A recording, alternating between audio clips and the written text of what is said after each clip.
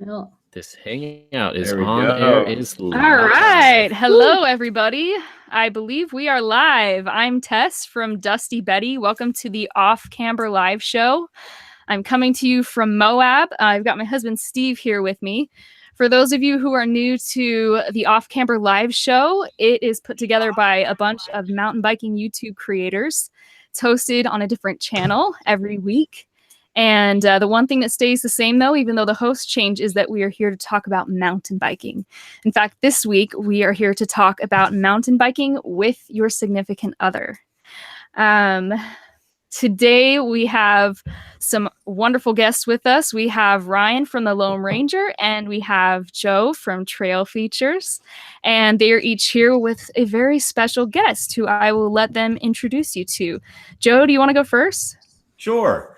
Everyone, my name is Joseph from Trail Features, and this is my girlfriend, Kristen.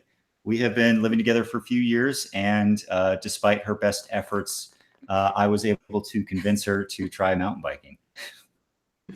Well done. Wonderful. Good job. Yeah, I'm Ryan, and I run the Lone Ranger channel, and this is my wife, Beth, and we have been married for getting on 11 years now. And mountain biking has played a big part of our relationship throughout the years. So it's really cool to, hang out and talk with you guys about it. Very cool. Thanks all of you for joining us. It's cool because I think, some of us have slightly different backgrounds with mountain biking. And so I think it will help. I think we can bring some diverse ideas and tips to people who want to get their significant other into riding. One thing that's been really cool is that I think everybody makes mistakes when they're trying to introduce someone into mountain biking. A lot of us learn these things the hard way. But I think one thing, with very, very few exceptions, I think most people come to it with positive intent. Most guys, or even a few gals who I've talked to, who've gotten their male significant other into riding, even though they make mistakes, they're not trying to be jerks. We're all trying our best here. So tonight isn't about calling anyone out per se. It's more just to share, put all of our collective learnings in one place for you guys, and hopefully set all of you up for success, whether you're a woman trying to get your man into it or a man trying to get your woman into it. Hopefully there'll be something here for everybody. So I just thought one fun way to start out and just kind of break the ice would be for everyone to share maybe their favorite mountain biking memory that they've had with their partner. So Ryan, do you and Beth want to kick it off this time? You can have different memories, or it can be a shared one. Go for it. You can go first. Ryan was asking me about this earlier, and I was saying that one of my favorite memories is just a couple of years ago. We were riding in Whistler during Crankworks, and the reason it was my favorite memory, or is one of my favorites, is that when we were on the chair, Brett Reeder was actually doing his winning run. Yeah, that was sweet. We got to watch it from over top, so it's pretty cool. Yeah. And then it was also just really awesome to ride that day because it was quite empty because everyone was down there watching. And so it was really fun to ride Whistler and not have it be crazy. Yeah, we were like, basically, it felt like you were the only people in the park. So you start off at the bottom of the lift and you're going over like 20-some thousand people, and you get to the top and it is dead silent up there, and like nobody's riding because everyone's down there. I'm like, I'll just watch it on Red Bull afterwards. And it was cool enough to see what we were going over.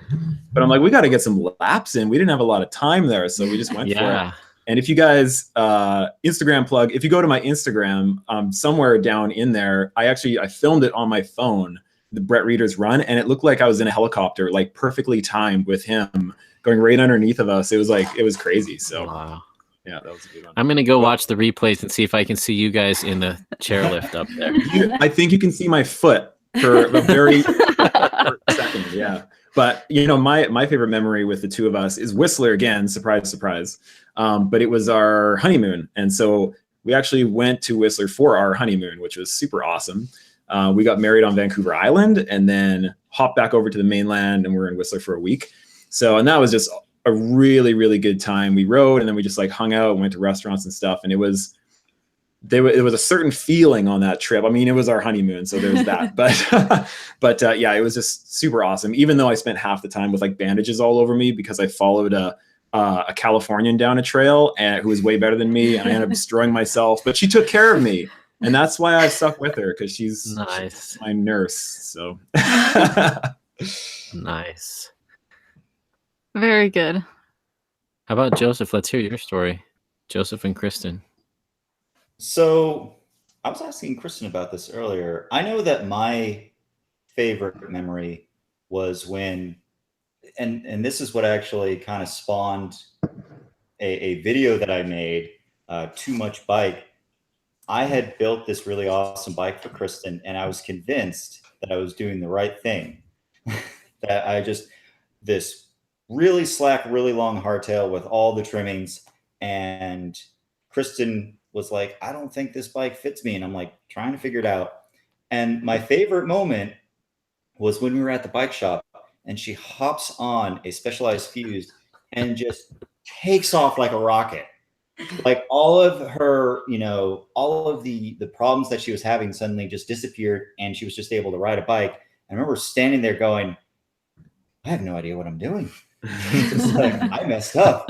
I got to look at you and say, I told you I knew how to ride a bike. Yeah, I was convinced, like, we just need to just tweak the handlebar, raise it.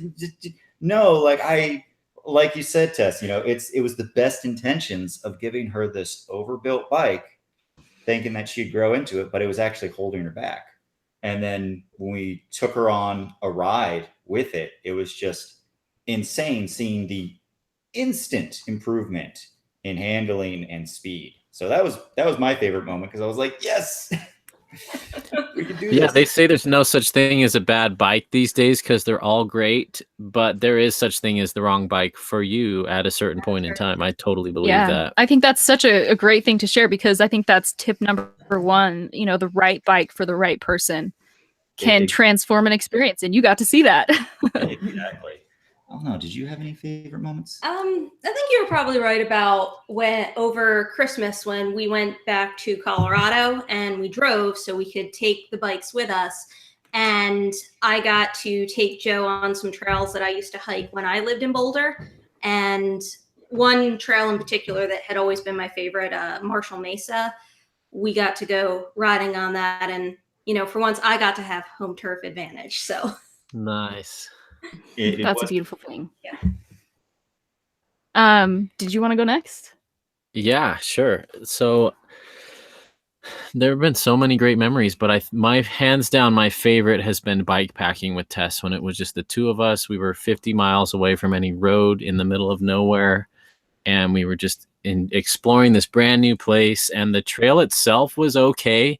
It wasn't like the world's greatest, most exciting trail as far as riding goes, but the experience and the beauty and the scenery and just being together, like totally self-supported, that was amazing. Yeah, that was a big one. And Steve and I, we are very social as riders. We love riding with friends and connecting with other people. But as a couple, our best moments riding are always when it's just the two of us. We had my favorite rides usually are the ones that are very explorative, where we're on trails that probably are a little more remote or they're not very well traveled, and we just really feel like we're out there exploring. We had an experience like that in Silver City, New Mexico, another one in Northern California, just outside of the Hoopa Reservation. And so I love when we can get way back there and we're really exploring together.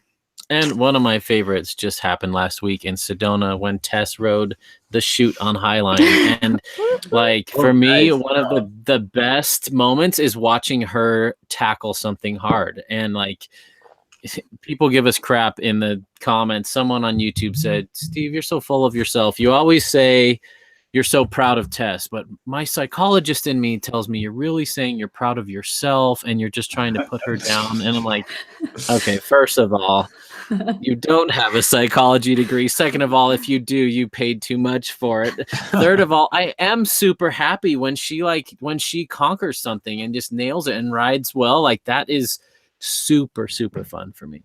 Yeah. Well, do you want to kind of break the ice? So Steve, his background is in instructional design. So he has a master's in the psychology of how people learn. So he's going to be fun to have in on this conversation.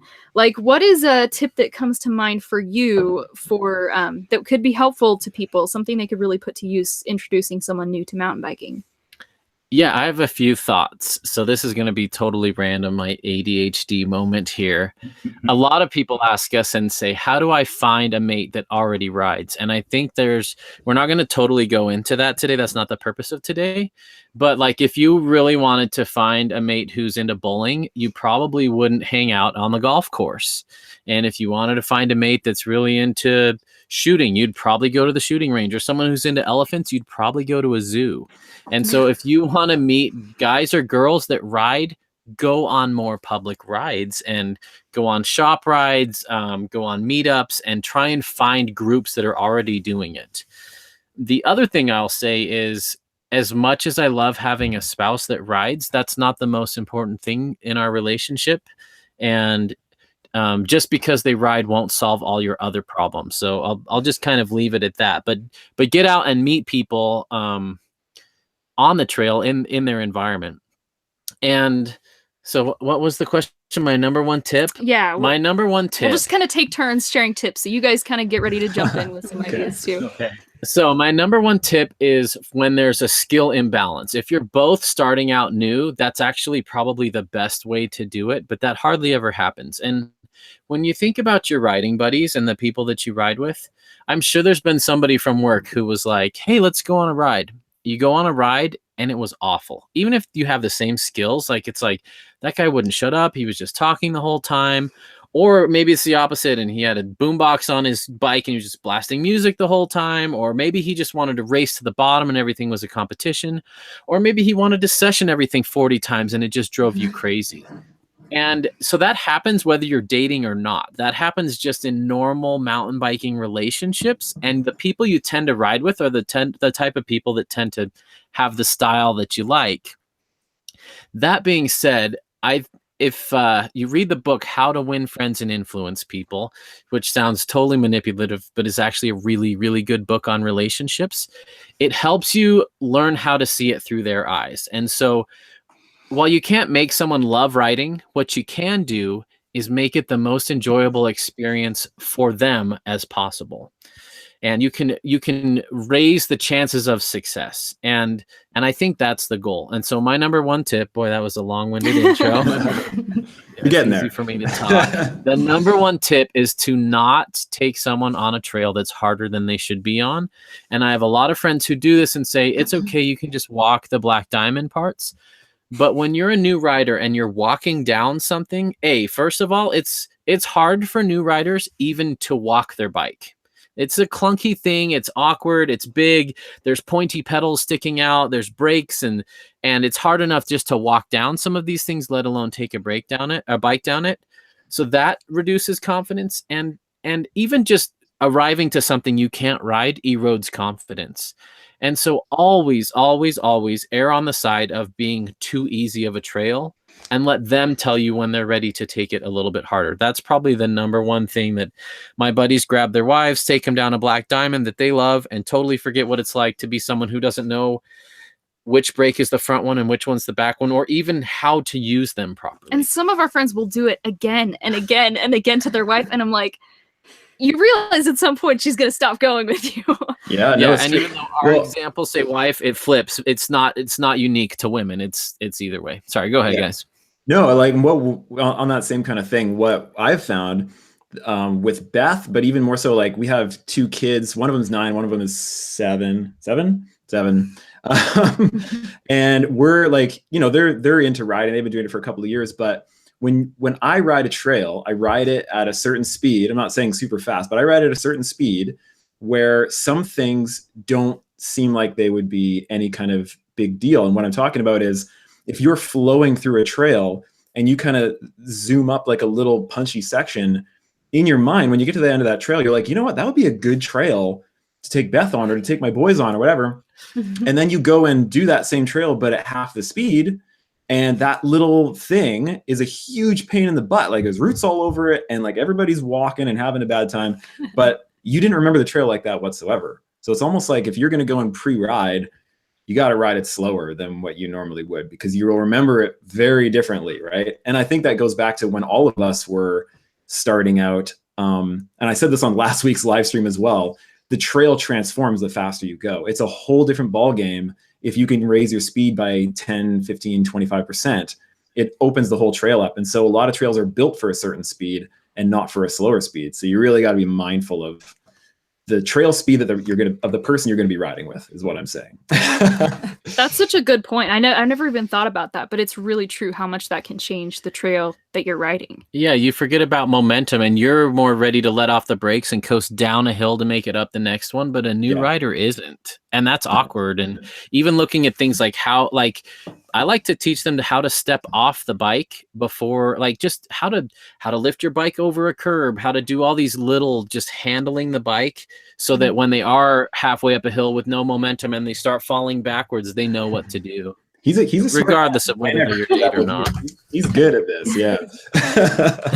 Thing is, usually, we take our friends or significant others out on the trail, and we have our Yetis, our specialized, our tricked out bikes, and then they get a loaner or rental, and it's usually the cheapest option, because as someone in the chat pointed out, convincing someone to drop more than a few $100s on a bike, and even then, it's a hard nut to crack. So you're on a bike that's capable of way more than their bike is. And as much as I love hardtails, there are limitations. You don't realize how much a hardtail fatigues your legs, or how much it can knock you around, because you know to stop and adjust the tire pressure, or how to lift up the rear end. They don't. I don't. Yeah. And I know when Kristen first started riding with me, I would want to go for hours, and after like 45 minutes, she would be spent because the hardtail would just beat her into submission. So that's another thing you got to consider. Yeah, for sure. And like back onto the trail kind of thing, like last year we did like, what was it, almost like 10 days in like Squamish, Vancouver kind of area. And one of the days we went with actually my mom and our 2 kids. So it was this big like caravan headed out to the mountains. And so it was nice because we could, my mom would watch the boys and we'd go out for a ride with just each other. And so one of the rides that we did, we went up to Half Nelson. Have you guys heard of Half Nelson Trail in Squamish? It's like world-renowned flow trail. One of my favorites. Yeah, it's crazy. And so we pedaled up, which was good. It's a nice, like, you just spin your legs for like 45 minutes or whatever, half an hour. And that trail I had done a ton of times, and I knew it was going to be fun for Beth because she loves those kinds of trails. And so we hit that, and it was a great time, and it was awesome. But what we had planned was we would keep going down some more trails that I had checked out really thoroughly on Trail Forks. I had never ridden them before, but they were either blues or greens. And I checked out the elevation. It was fine. Everything was good. And so we went and continued down because we were going to ride all the way down and back to our Airbnb. And it did not turn out very well. In fact, it was totally miserable for you. It's down in my memory as maybe one of the worst rides. It started off as one of the best rides, and then it ended off as one of the worst rides because I did cry a little bit, just a little, because it was brutal. Like one of the trails, it was listed as a blue on Trail Forks, and then when we got to it, it was actually listed as a green, and I was like, well, this is probably going to be boring, but let's just go and do it anyways. It's a black. I don't care what anybody says. I don't remember what trail it's called. It should be listed as a black. And I'm saying that, like, total black. And like there was exposure, like big chunky rocks all the way up every single climb, off camber, like slabs. It was ridiculous. It should not, like, I don't know what they were thinking when they were naming that trail or categorizing that trail, but it was awful for her. And so we finished down that day, and it totally was like, it did not finish the way it started, basically. So definitely pre-ride the friggin' trails if you can. I don't know what's funny, Ryan. The Hill of Life is technically a green trail. Oh, really? Yeah. That's hilarious. Yeah, that's not a green trail. Going up or down. I'll hike it, but I would never attempt to take a bike on it. I would die. Yeah. That's fair. One tip too that has occurred to me is I think this can happen with anyone, but I do see it a lot in interesting ways with women. And I think when they are trying something new, anything new, and mountain biking is no exception, their perfectionism kind of rears its ugly head and gets in the way. And I feel like it can manifest itself in so many different ways with so many different people. Like some women, like, and I'm no exception. So, but you have the chronic apologizers who apologize for not making it up this little climb, who apologize for being in the way, who apologize for things that don't need apologizing for. And I think that that's kind of a manifestation of their perfectionism. Like they expect themselves to be so much better right from the off. And I think another way that you see it is I also see other women and their perfectionism manifests itself in being extremely competitive. A lot of them may come from a different sport. And so they are ready to huck themselves off of anything to prove themselves. And that can get you into trouble too. So I think that's a really good thing to keep in mind, as a significant other, your spouse. And if you see that as being something that could potentially cause problems, talk about it before you and go just say, hey, remember, we're here to have fun. It's not about being perfect. This is not about, impressing me or anything. We're just here to be out in nature and ride our bikes. And so I think kind of be sensitive to that if you have a partner who is prone to being a bit of a perfectionist. Yeah, we know friends that can kill it in a half marathon or a marathon, and then they get on a bike thinking, this is athletic, I've got this. And it uses different muscles, and they're competitive with themselves, and they're mad. They're like, I should own this climb. Like, I'm fit. And kind of helping set that stage that you are fit. This is a totally different thing, and that's okay. It might take some time. Huge shout out to Wade. Thank you for the super chat. We saw you and your wife in Sedona. In fact, there were so many couples that came up to us at the Sedona Mountain Bike Fest. Yeah. So we want to give a huge shout out to all the men who watch Dusty Betty and are roping their significant other into it, because you guys rock for like bringing them, say, hey, there's a girl doing this too. Come watch her channel. And all the women too who are engaging in what's going on online, because I know a lot of times for the ladies it's easier to just kind of sit back and not get involved. So thanks to all the guys and gals who came and said hi. It's really cool. There's so many couples out there. Yeah, that's good awesome. Tips. Definitely seeing more couples out on the trails. It's been great in the last couple of years for sure. And kind of on that last point you were talking about with being like bike fit versus other types of fit, man, let's hit the nail right on the head. And like the perfect example for us is she is an extremely strong swimmer and can swim like a freaking fish. And I almost drown every time I get into the water. And so we'll go to a pool or a lake or the ocean or whatever, and she'll just like do lap after lap after lap. And I seriously can barely make it to the end of one lap without, like, I'm just like, so she's like, but then we go and mountain bike, and then I go, crank up a hill, and I'm relatively fresh by the top of it. And like, you're dying by the top of it. And yet, Depending on the hill. Depending on the hill. All right. I'm not going to totally throw you under the bus, but it's such a massive difference for like what somebody's body is used to doing, and that muscle memory and the way their bodies function. Like I've been basically, I swear I've spent more time on a bike than on my feet over the last 20 years. And so like, I feel like my body's just like made for biking, and I'll get on a treadmill at the gym and I have to get off after 5 minutes because my body is like killing me. Right. So it makes a difference if you've been doing it for a while. Your body conditions. Yeah. And I'll tell Joe a lot that, when I ride, I've gotten much better over the last year. I'm still very much a beginner, but I still won't carry a lot of speed on the trails. And a lot of that is because I need to know what's coming and make sure I have enough time to go through my mental checklist of, all right, I need to get my chest down and put my seat like this and make sure my feet are at this angle. It's not an automatic muscle memory for me yet. But if I'm in the water, then I don't even have to think about what I'm doing. And I look behind and there's Joe hanging on the side of the boat while we're snorkeling. And I'm way past where I'm supposed to go, going, bring the GoPro over here. Just get down under that reef and then into this one. It's fine. Oh my gosh. It's so true. It's so easy to forget where we all started when we got into this or any activity. At a certain point, it just becomes second nature, and we do kind of have to step back and remember. And for me, when I've introduced friends to mountain biking, I think like some people are inclined to kind of give too many tips and stuff with the person that they're trying to get into riding. I've actually been guilty of the opposite though too. So there's definitely a sweet spot, because I mean I've almost sent a friend crashing into a tree before because we didn't do braking drills before we hit the trail.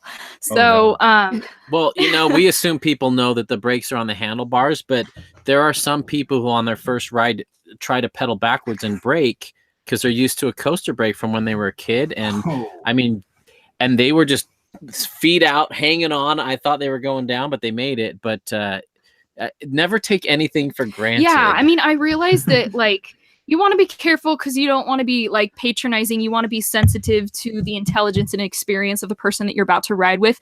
But I think there's nothing wrong with like doing some drills together before you even hit the trail, and just make sure that they feel up to speed and are capable of being safe on the trail, you know? So I understand that's a fine line because you don't want to like offend, but that's a safety issue. I wish we could put a megaphone on Tessa's brain when she's learning something new, because like this is what's going through her brain. Feet level, hands light, heavy feet, looking ahead, and she's like listing off like 50 different things so much that she can't even just like relax and enjoy the trail. So I'll second that. Don't fire too much info at them on the onset. Yeah, remember that they're gonna need some pointers, kind of like you were saying, Joe. Like was it Kristen that was saying, you know, you forget all these things become second nature, but they weren't at one time. So make sure that you're supplying them with enough information and that you're doing it in an environment that's not too overwhelming at first, I think. And one thing like we figured out too is asking, you know, after a certain ride, especially if the person you're riding with is a beginner, you know, asking them, all right, what was comfortable about that? What wasn't? What did you like about it? What not? Because sometimes like I wouldn't know how to tell him what I didn't know how to do. Because this is still my weak point, but especially when I first started riding, any ever so slight little descent, it could be like an anthill, and I would be afraid to ride down it. And Joe's coaching was usually just to tell me, well, you got to commit. And this is one thing, once you start going down it, you have to commit. Like, yeah, I know gravity is working against me here. I don't care. I'm squeezing the brakes. And, you know, but it never occurred to me that I should put my seat down and get my hips lower, because I would be squeezing the brakes because I was afraid I was going to go over. So Joe would also want me to ride in front so I could set the pace, but I hated doing that because it made me feel self-conscious to have his eyes on me. But I liked him riding in front because then I could watch what he did and copy his body movements. So if I saw him put his seat down, that would remind me, okay, there's a downhill part coming up and I should put my seat down so that I can commit. Yeah. I was really guilty of over coaching, but not really getting input. Like, I would be watching her and I would like fire off a bunch of different things and not really stop and like try to disassemble it. And we ended up like, I realized I was doing that, and then we would go back and like session things. So that way I could try and watch what she was doing. But then I did realize that sometimes it was just easier for her to figure out what she was supposed to do by just watching me do it. Everyone has different ways of learning, and I guess that's kind of the moral of the story. You kind of really need to listen to the person you're trying to teach and figure out if the way you're communicating isn't effective or not. Yeah, no, it's I think true. that's And a really excellent point. for sure. And, you know, along those lines, I'm just looking at Eric from No Front Brakes brought up a little thing that happened on last week's live stream. A really good tip from BC POV. He actually bribed his wife didn't want to do the uphills, and there's lots of uphills in BC. And so he decided to bribe her with fancy cake. And I can report that it did work. And now it's actually flipped on him. Now she doesn't want to do the downhills, but she loves climbing. So bribing your spouse with food is the way to go, apparently. So I just had to bring that up. That's not an actual tip. That's horrible. But it worked for Eric. I just needed to bring it up because I thought it was hilarious. Hey, you know what? Whatever else people want to say about it, It worked. Yeah. And, Caitlin in the chat, she rides more than her husband, and he got her into riding. Rock on, Caitlin. Keep it Nice. up. That's awesome. There you go.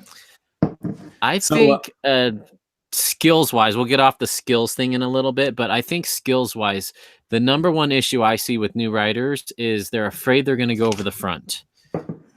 And so people won't touch the front brake, which makes downhills even sketchier. And so before any first ride, I always try to do a front brake drill and a sit on your tire drill. Like, see if you can get far enough behind your seat to sit on the tire. And a lot of people have never experienced that range of motion. And I always try to do that from a new rider skill point. And if they can master that front brake, oh man, that unlocks so many doors. Yeah, and those are things, you just practice in the parking lot. It's something that we've even started doing.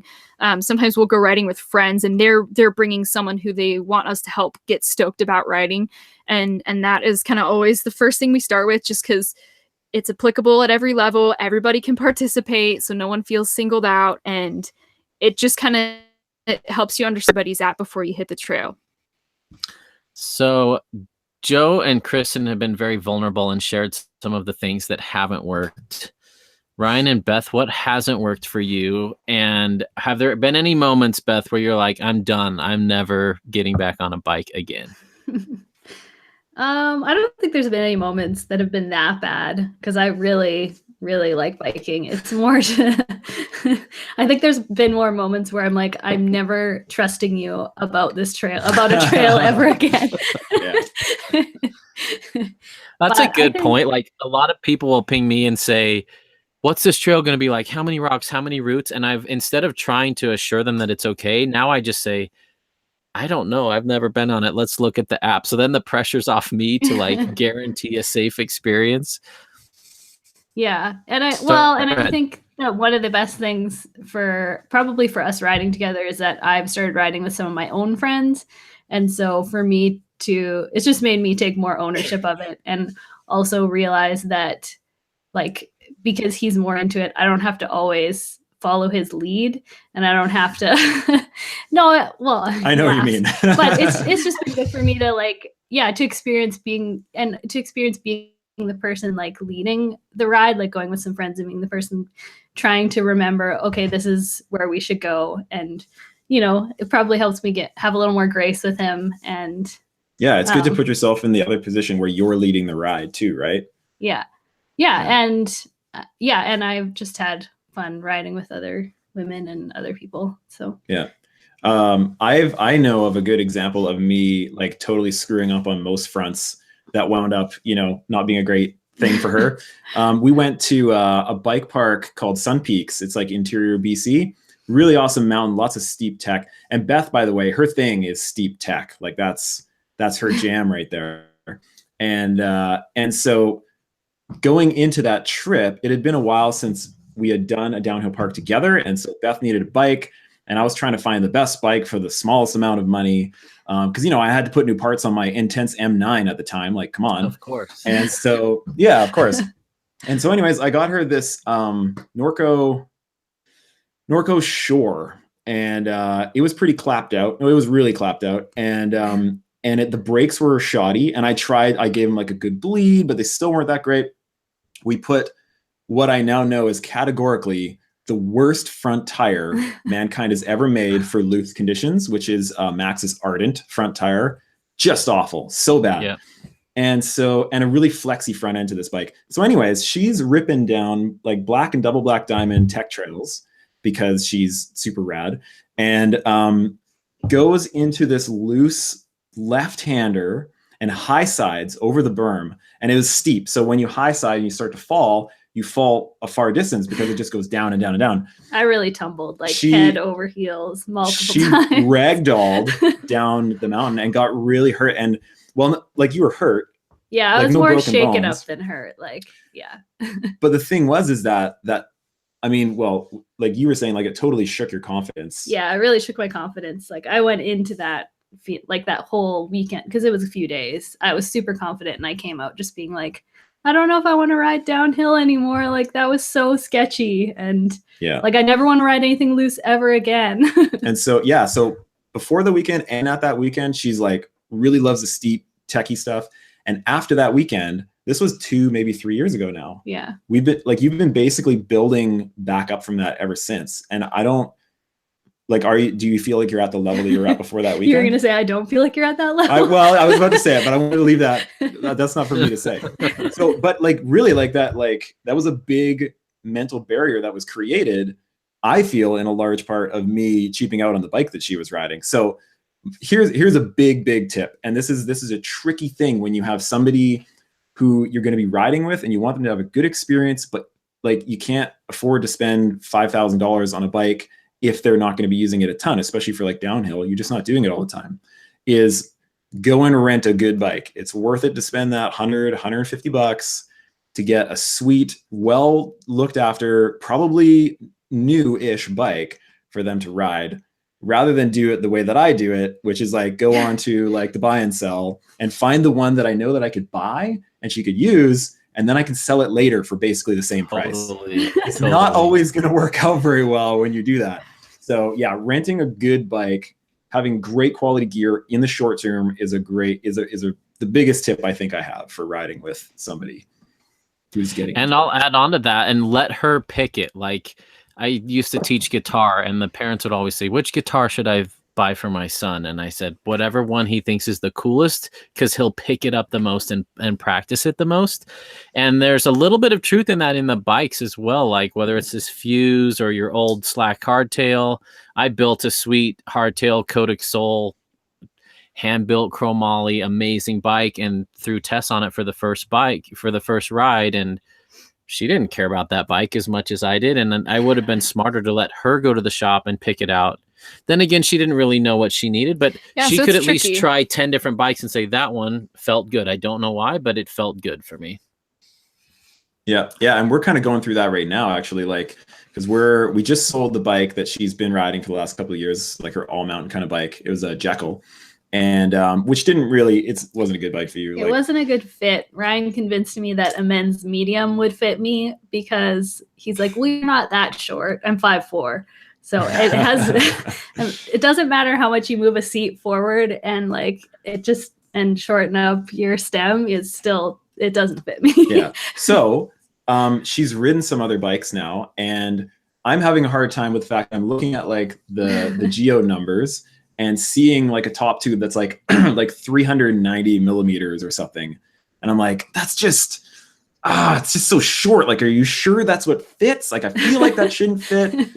But she's like, no, it feels awesome. So it's like me battling my own, like, no, you need like 430 at least. She's like, no, it doesn't feel good. So I'm with you, Beth. I'm 5'6" and I'm sizing down on bikes. Yeah, my favorite reach is 415 right now. So, but it is weird. And I think throughout different levels, like, I think once I learn certain skills and I get better, I will prefer a different bike than I prefer right now. So, and that's another thing to think about too, is like, we always want to ride what the EWS guys and all the pros are riding. But if we were to hop on their bikes, we would struggle because our skills aren't there. Our speed isn't there. And because we ride different types of trails as well. So yeah, that's a great lesson. I'm curious too, because Beth mentioned riding with other riders. Kristen, do you only ride with Joe usually, or is there anyone else that you ride with? So that's actually something that can be a point of contention between Joe and I, because he would love if I would go out and find some of my own mountain bike friends. I would not love that nearly as much. Just because what got me into mountain biking, or the way he sold me on trying to get into mountain biking, is that it's what he does all the time. So if I learn how to do it too, then I could go with him, and it's a way that we could spend time together.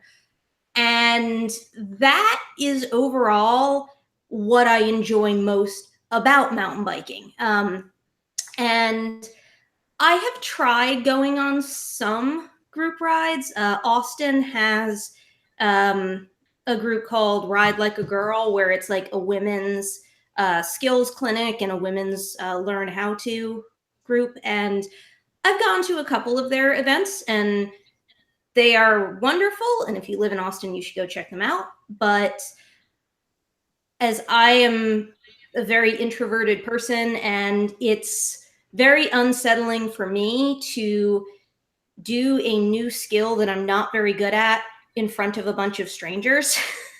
So usually if we go on like big group rides, he'll go off with a group and I'll just go off by myself, and then I will meet up with him at the end. And that's actually, I'm really glad that you shared that perspective, because I think that is very relatable to a lot of women. I have talked to a number of women who they got into writing so that it's something they could do with their husbands periodically. So I think I'm super glad that you share that, because there's a lot of women who are going to relate to that, that kind of aspect of it.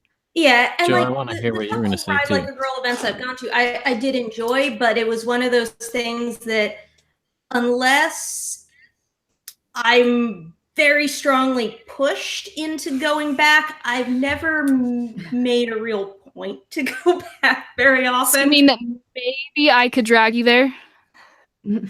Yeah, like if I would go, but That's a no. the women I've met there have all been very nice, but Yeah. because, like I said, for me, I am just kind of naturally an introverted person. If I don't know you very well yet, I'm not going to go out of my way to initiate going somewhere with you, and then I get very self-conscious about not being good at a skill. So just put those two things together, and it's not something I'm going to feel super comfortable with. okay, I do have to share something. There was one time where there was a ride like a girl going on, and it was at Walnut Creek, which Ryan's been there. So Ryan knows that it's a really awesome park here in Austin. It's very small. There's a lot of trails in that small area, ranging from single black diamond to the greenest of the green trails. So a great place to take a beginner or someone to just get some pedal time in. So anyways, I'm off filming stuff and she's off at this event. And then she texts me and she's like, the event's over, but like people aren't leaving. They're like standing around and talking. I'm not sure what's going on. Is there like something after these events? I was like, that's called socializing, Kristen. That's after a ride. Okay, in my defense, it had been scheduled for a certain amount of time, and I thought like the group was going to be out riding for that entire time. So that when the ride ended an hour earlier than expected, I was texting him like, oh, I guess maybe it's over and they're just not riding the whole time, because he was my ride home. So I wanted to know where he was so I could go find him. And then he was like, no, it doesn't ride the whole time. Like, you socialize afterwards. I'm like, oh, well, I don't know anybody, so I'm just going to sit over here in my corner. Now, she did actually win some orange seal, which was pretty awesome, because that stuff's like $30 pop. So. I didn't know what it was, but he got real excited when my hand like scanned over that on the table. So I'm like, okay, I'll just take whatever. Yeah, I was just like, yeah, no, yes, that. Oh, that's awesome. That's awesome. Well, we love our introverts. And I think that's why I'm glad we have a group of us here, because we can all represent a different kind of way of being in writing. And I do kind of want to just briefly touch on what you and Beth said. Like, I recognize that a lot of you, like, you ride or are more likely to go mountain biking is something you can do with your spouse. But I have also known a lot of women that didn't really fall in love with it until, it was something they could do with their spouse, but they also had other groups of friends that they could do it with too. So that may be something to consider if kind of liking mountain biking, but something's not jiving, is consider riding with other groups of people too that maybe don't include your significant other, or maybe seek coaching from someone else, go to a clinic or something like that. So I do want to kind of put a plug in for that. Yeah, you found that, hey? I mean, I definitely prefer getting advice from people other than my spouse when it comes to skills, and someone watching me being like, hey, you need to do this. For some reason, it's just less grating when it comes from someone that you're not married to. I don't know. I'm also true. It's so true. I'm way too positive all the time too. I'm like, you can do it. This is so good. All you have to do is this, and it's gonna work out so well. And sometimes, like, you just need somebody to be like, just go and do it. You just do this. And like, I'm not that person. I'm always trying to like make everything so like sunny and fun and everything. Like, because I feel like I need to like manage the happiness on the trail. You want to make sure it's a good experience. Me too. Yeah. For sure. And I will say, I probably like when I will go on the the women's rides, I will learn more there than I will learn in like 5 rides with Joe, just because they will know how to say something or know how to explain it, or just working with a woman's body on a bike versus a man's body. How does that change your balance? That is actually a really good point. There's a lot of things that us guys don't think about when it comes to like body position and all that stuff. Like there are some things that will make a ride different for the female form, which I would never thought of unless it was pointed out to me. Like, go on, keep talking, keep talking. Like literally, it was like, oh, okay, yeah, I can see how that would actually mess up your balance. Okay. Yeah, like, I mean, just as an example, like for me, Steve was always telling me, you need to get farther forward on those steep climbs. You're never going to make it up slabs like that if you don't get farther forward. And then I went to a ladies all ride clinic, and Lindsay was like, forward, farther forward, boobs over the bars. And I'm like, oh, that far forward. So, Yeah. sometimes it's good to have someone even just explain it in different terms.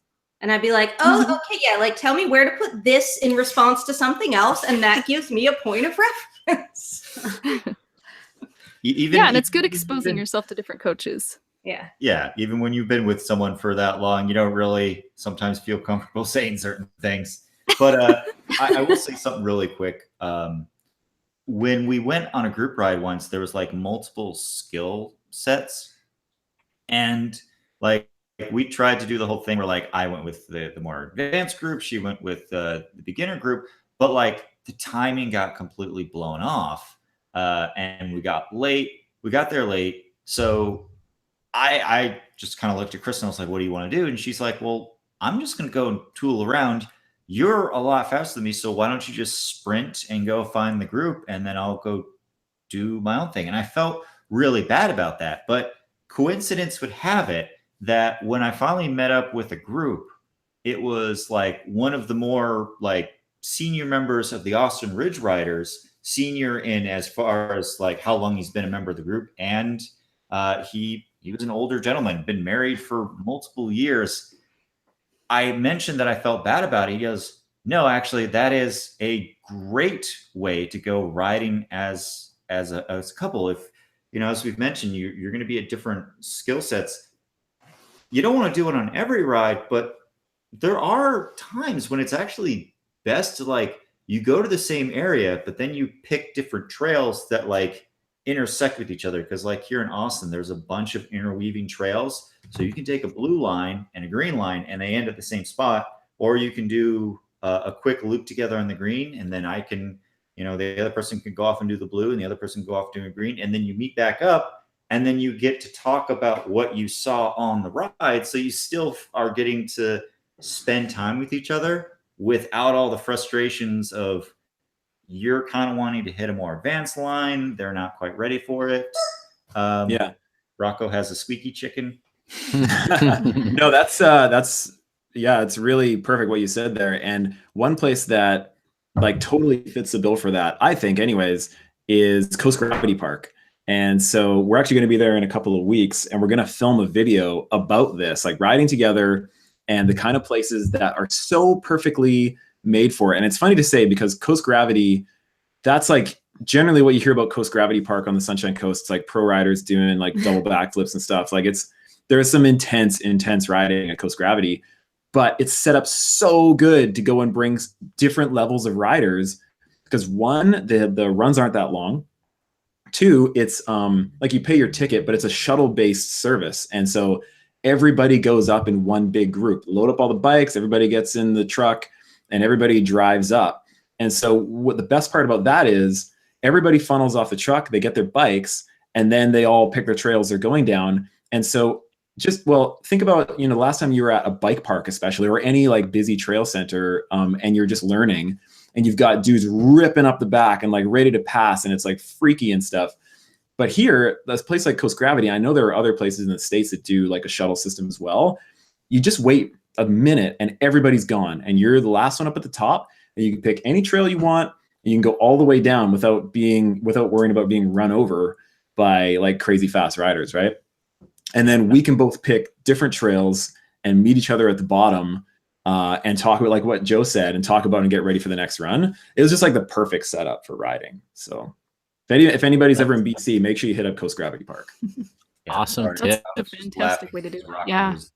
Rolling over the light. He's like slowly moving it over to the side. That's actually really awesome and a really good point. And I mean, in the chat, you know, there's a lot of good reminders that there are a lot of epic women shredders. Like here in Austin, there's Angie. She is like she competes at a state level for enduro racing, and she can do some amazing stuff on a bike. I wouldn't even be able to pretend to keep up with her on my best day. So yeah, it goes both ways. Oh yeah, for sure. Like I've been to like some of the most gnarly bike parks, and I'm on, at the time anyways, like there's a specific memory. I was on an intense M9, totally tricked out, like insane downhill bike. Like you basically do nothing on that bike. You just go flying down the trail and you win. Like, yeah, I won just because I was on that bike. And so I'm at the top and I'm feeling pretty good. And we're riding with these other two girls. And well, this is the first run down with them. And the one girl gets in front of me and she's on a trail bike. And we hit like really, really gnarly trail. And I could not, I almost killed myself trying to keep up with her. Like she was flying down that trail. And it was the kind of trail that you want a big bike on, but just like gone immediately. It's wild. So yeah, there's definitely plenty of lady shredders out there for sure. Yeah, and totally. for me, it was a really big source of inspiration too. Because when I first started mountain biking, I was like, you know what? just as long as I can ride some intermediate trails with Steve and the rest of our friends, you know, every now and then, like that's all I want. I've ridden more and been exposed to other riders, but for some reason, especially seeing other women like shred and wheelie and bunny hop has been like, maybe I do want to learn to do all that stuff, you know? So I don't know if that's a source of inspiration for all women, but for me, just seeing like normal women who can, you know, they're not even like pro racers, but they can do some cool stuff on a bike. Like that was super inspiring for me, and it might be for other women. Yeah, and I just want to give a shout out to all the people out there who are super excited to get their significant other into riding and blow it because you're so excited that you let your enthusiasm take over. We still love you, and we've all been there, and it happens, but hopefully they understand that your intentions are good, and but we can never change someone, and we can never force someone to like something. In fact, there was a period of time where I was trying to get Tess hooked. We've been backpacking and hiking a lot together. We both love the outdoors. We loved exercising together and getting out on these trails. But every time I hike, I just see the trail from a mountain biker's perspective and say, oh man, that'd be so great if I had my bike to ride through here. And there was a time where I had to back off and just accept the fact that Tess wasn't loving mountain biking as much as I was, and she stopped riding for quite a while. Tell them what happened to get you into it. Well, it was one of those things where it's like once every summer I would go on a ride just because I knew it was something Steve loved. I didn't love it though. And I never got any better because it was something I'd only do once every year or so. But we had a bunch of our friends. We had just kind of a growing group of outdoorsy friends that we'd go camping with. And a lot of them not only would camp and hike and backpack with us, but a lot of them kind of overlapped into mountain biking.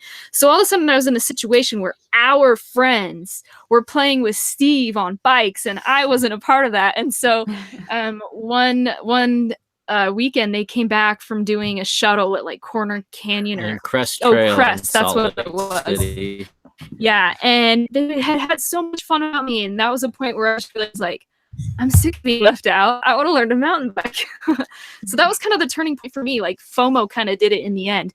But I do think that kind of drives an important point to finish on is like, as much as you love mountain biking, like you can't make someone love it. And, you know, hopefully tonight has given everybody some helpful tips and ideas and things that could help pitch it to your significant will be in terms that they will enjoy.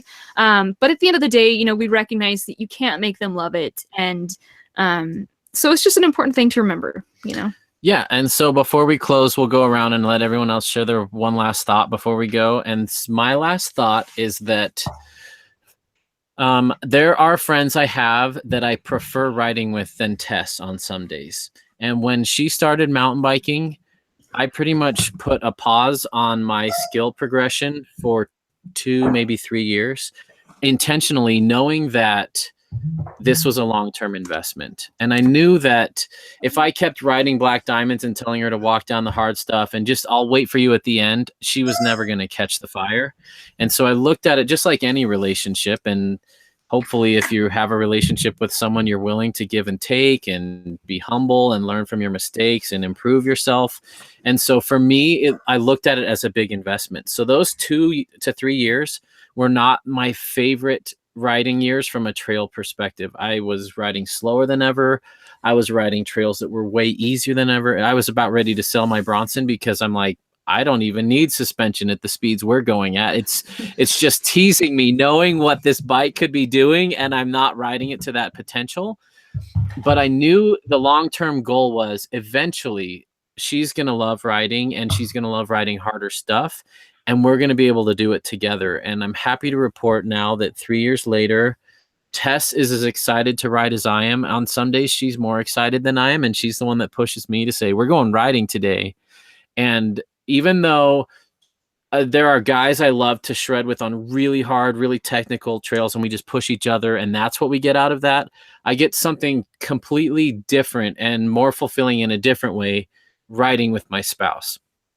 And so while it's just different, and so I don't expect Tess to fill all my mountain biking needs. I still love to go fast and do really crazy stuff with the boys and the girls that can do that and enjoy it. But I also get to spend this whole new side of mountain biking that I didn't know existed, where the two of us might be on a Jeep road for 60 miles just enjoying the sunrise, and because we're together, it strengthens our relationship. And that it's been a long-term investment that has completely paid off. But I do hear a lot of guys, I see you in the comments saying, I could never wait for my wife, or she's too slow. I'd hate it if I rode with her. She'd hate it too. Yeah, she probably would. If you're willing to put the time in and see it as an investment, and you're able to see a little bit of the fruits of your labor early, like, hey, she's starting to get this, she's starting to enjoy this, or he's starting to get this, he's starting to enjoy this, then realize, it may mean riding slow for the next 2 years. It may mean only going to trails that they want to go to. It may mean me setting my needs aside for a bit, but I promise it will be worth it. And it's now the center of our relationship in as far as recreation, and we have so much fun doing it together. Joe and Kristen, do you guys have any last words of advice? You definitely covered a lot of it.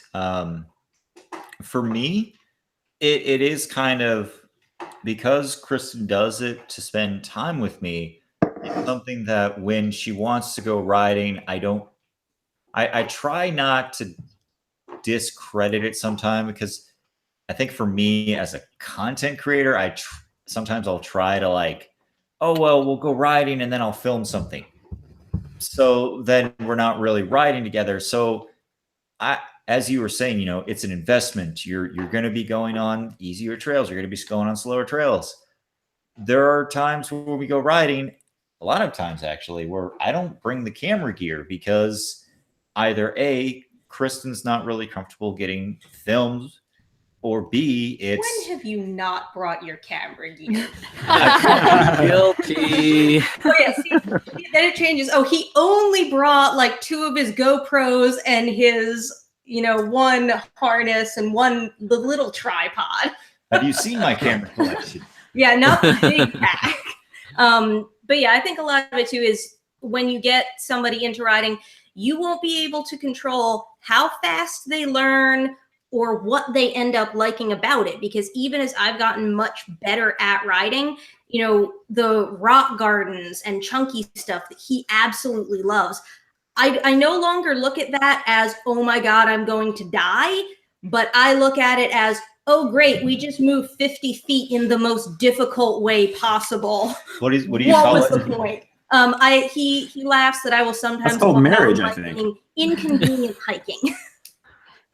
And so I really have loved flowy trails. Not that those really exist in Austin, but yeah. So sometimes if he'll say, "Oh, well, let's go riding and let's go to this trail," I'm like, yeah. How about not that one? That's actually a great point. You know, you might be into downhill, they might be into cross country. So, you know, just because you like one style of bike doesn't mean they'll like it. They might really like road biking. So try everything. Yeah, no, it's true. And I think, I mean, like this podcast that we're doing right now, it's called Riding with Your Significant Other, which means it's not like this isn't a podcast called Riding with a Newbie or whatever. So what we're trying to say here is that, you know, obviously you're in a relationship with a person that you're invested in, and that has to come first. Mountain biking is 100% secondary to this relationship. So it's good to keep that in mind in every way possible. And it's really hard to do that sometimes because I know for me, I'm just super excited to be out there. And I'm even more excited that there's even potential for this person that I love to also enjoy it. And so it's really easy to get, actually, I'm going to use this word. So my son made up this word called overbungus, and I just love it. It's just like for someone being like way too like excited, it's really easy to be overbungus about like getting the other person into riding and miss a lot of steps in that excitement. So yeah, thinking it through, thinking back to when you started mountain biking and trying to relay and think about those early steps that you made onto them, it just makes all the difference in the world. And I'm totally guilty of basically not doing that. So I'm definitely learning the hard way on a lot of things, but learning nonetheless. So no, it's great. It's worth it for sure. I don't know. Is it worth it for you? I should say. Yeah. Oh, good. Anything to elaborate? Overbungus. Yeah. She's like, no. Oh, that's great. Thank you so much. So yeah, just big thanks to everyone who tuned in tonight. Thank you so much, Joe and Kristen from Trail Features and Ryan and Beth from the Lone Ranger. Really quick, would either of you just care? I mean, hopefully everybody's already following your channels, but for anyone who's not, could you just give like a 10, 15-second plug for what people can expect from your channels? Sure. Yeah. So on the Lone Ranger channel, I travel and I ride awesome trails from a perspective of somebody who's not necessarily a pro rider. I'm a professional. Well, we're both professional photographers, and so I try and put a little bit extra effort into the visual and the audio side of things to make it look and sound all nice and such. And yeah, just go and have a lot of fun and go on lots of adventures with me and like other riders and my wife and my kids. We're going to do a lot more of that this year. So just being out there and having fun. Awesome. Thank you. And his production value is top notch. Yeah. Great. Well done. Thanks. It's way too much work. It is. It definitely is. I guess I'll go next. So over on my channel, it's kind of a lot like Ryan's, and I think that's why we worked together for the pole video. He actually flew down here to ride his new pole bike, and we spent like 4 days filming stuff. And that's pretty much what I do. I try to put also a really high production value on rides, and I'll usually do more of trail tour videos where I'll spend a little extra time, and I'm not bombing through it, but I'm kind of giving you a tour of what you can expect. Hence the name Trail Features. Really focus on what's there, and not always just the trail, but also the things that you find along. And then I just kind of sometimes we'll goof around with cameras. So if you're interested in learning different things about GoPros and sound and stuff, there's a few videos that I've made, and I plan on doing some more little tutorial videos in the future. Just random things that I find interesting or have been getting a lot of questions on. And you guys are moving, Excellent. right? That is true. We're currently down in Austin, but in June, we're going to be in Colorado. Yeah, it's gonna be so What awesome. part? I can't wait. Where in Colorado? Older area, but Kristen's actually a children's psychologist for education, and so basically we're just waiting to hear back which school district is gonna hire her. So Awesome. once So we get that, cool. we'll know. Joe is our go-to guy whenever it's like, what gimbal setting is wrong, and how come our microphone sounds so bad? And half the time, if I search that stuff on the internet, it pulls up one of your videos anyway. we appreciate you. So yeah, we love watching the Lone Ranger and Trail Features. So hopefully you guys are all following these guys already anyway. But if you're not, You really should be. So, and I'm going to put a plug for Tess before she cuts herself off and doesn't talk about her own channel, because she works 50 hours a week on this and does a great job. And I'm really proud of her. Tess's channel is all about mountain biking from a women's perspective, even though I'm on there from time to time. I'm part of her story, but it's really about mountain biking, especially for women. And I just want to give another shout out to all the guys who bring their women in their life and all the girls who bring the women in their life to this channel. One way you can help them get excited about it is having them watch Dusty Betty and watch a girl doing these things and tackling the same issues that they may or may not be tackling. And a lot of what Tess decides to do for her next episode comes from what the women on the channel are feeding her and saying, I'm struggling with this, or what about this, or how can I this? And so even though we still have a lot of guys watching Dusty Betty, we know a lot of you guys are bringing the girls with you too. And there are some seriously awesome lady shredders out there too on those sidewalk sessions who are posting their videos doing that stuff. Or they bring a friend or whatever. It's super really fun. Cool. So yeah, Tess is a horrible promoter of her own channel. So that's why I'm stepping in here to give her a good shout out that she makes a great product. She is so stoked about more women riding and couples riding together. And I'm excited that she's found her voice and she's able to tell her story through this. Yeah, it's really cool connecting with a lot of you guys and gals and couples, and it's just been really amazing. So, yeah. So thanks everybody for tuning into this episode of Off Camber. Next week, McTrails is taking over, I believe, and he's going to be talking about riding on different sides of the pond. If you want to find out more information about next week and future episodes of Off Camber, go to facebook.com/offcamberlive. And you can also subscribe to the podcasts at Apple Podcasts to catch up on anything that you might have missed. So thanks everybody. Have a lovely weekend, and yeah, everybody take care, get dusty, and be good to the one you love. Good night. Thanks guys. Bye. Have a good night.